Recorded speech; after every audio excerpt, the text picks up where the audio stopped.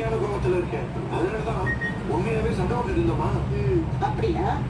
ஆமாமா ஆமா. சரி, நீ நிஜமான கோபத்துல இரு, கடுமையா திடீர்னு. ஆனா அதெல்லாம் இங்க நடக்கக்கூடாது. இந்த வாசல் கிட்ட ஏதாவது சத்தம் கேட்டுச்சு, அவ்வளவுதான், பிச்சுடுவேன். கிளம்புங்க. வந்துட்டான்.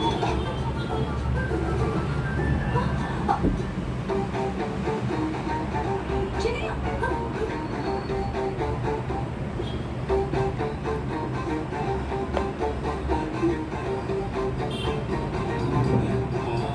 அப்பா ஐயோ சாமி காப்பாத்திட்டேன்.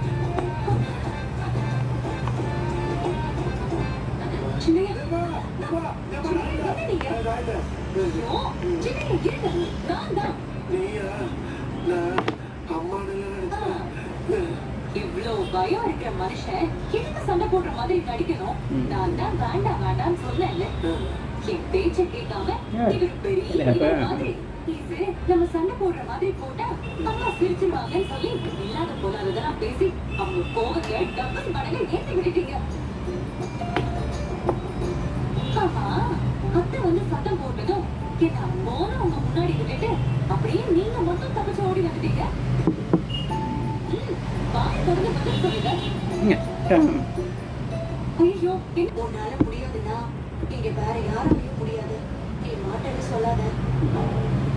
அண்ணி இந்த அளவுக்கு கோவப்படுறது உங்க உடம்புக்கு நல்லது இல்ல.